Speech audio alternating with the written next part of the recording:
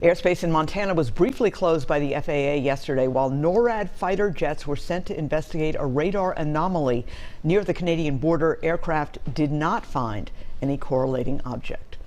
Moving forward to the state capitol this year is a bill that will provide a substantial tax break for families with children. It would be a refundable tax credit for parents with kids, $3,000 for child ages 0 to 5 and $1,000 for ages 6 to 17. But there are income limits: $150,000 if you are married and filed jointly, $75,000 if you are an individual. It is reduced by 10% if your income is more. So how exactly would people see this money, and what are its chances of getting through the legislature? Well, we have the author of the bill, Representative Carlie Kotyza-Witthuhun of Eden Prairie. Thank you so much for coming in. Thank you for having me, Esme. All right, how would this work? Would this be just taken off the taxes, or would it be a check people would actually receive like they did during the pandemic?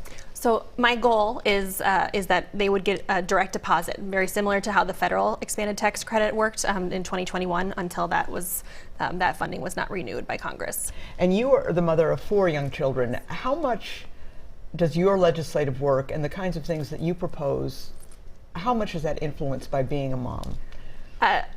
An incredible amount. It's one of the reasons I ran for office. I really believe in representation and how much it matters that the legislature looks like the people of Minnesota. And as folks continue to, millennials kind of have reached this stage. That's the generation that I'm a part of. Now we have Gen Z legislators now in Minnesota, which is really exciting. And I think it's just so important that we bring our lived experiences to the table. Okay, if we can bring up the slide of that, your specific proposal, how much people would get, the $3,000 and the $1,000, because this is different. What you're talking about is different than what Governor Tim Walz is talking about and some other legislators. What about that? Is there some kind of compromise going to emerge, and do you think people will get some money in their pockets this legislative session? Well, thank you. That's a great question. My proposal does differ a little bit than the governor's proposal. I've been working on this proposal for just over a year, and those conversations started in partnership with advocates, now Commissioner of the Revenue Department, Paul Marquardt, and Chair Dave Pinto of the Children and Families Committee. So we really started to look at what that might look like, and ultimately decided to move forward on a child care expansion of the tax credit last year, but we wanted to bring this forward. The governor is certainly, he's looking at a revenue cap because we know what an incredible impact this can have on child poverty.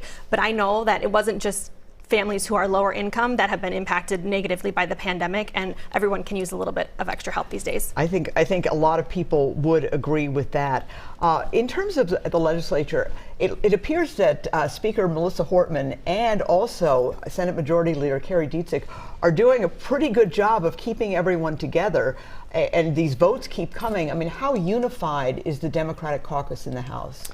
I would say we're strong, and the leaders of both the House and the Senate are doing an incredible job working together, and I'm just thrilled to see some of these proposals moving forward that have been stalled in the past by partisanship. And that's what's so stunning is that things are being passed, and it looks like more things like some kind of a tax credit that will put money back in people's pockets will in fact get passed, and that's certainly a difference.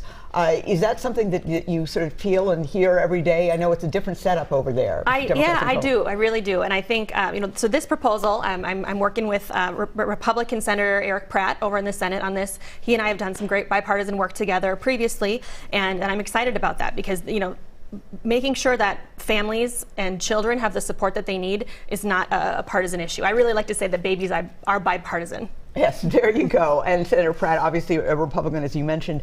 And obviously your proposal could mean a lot. If, a family has 3 kids under 5, that's $9,000.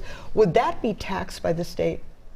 That's a great question, Esme, and it will be taken away from what the family's return would have been at the end of the year. So the tax man is coming still. Okay. Eventually. Well, thank you so much for coming on. I think it's a fascinating proposal, and seeing young women at the legislature proposing things that they know could affect other moms across the state is really kind of cool. Thank you so much. Thank you very much for coming in.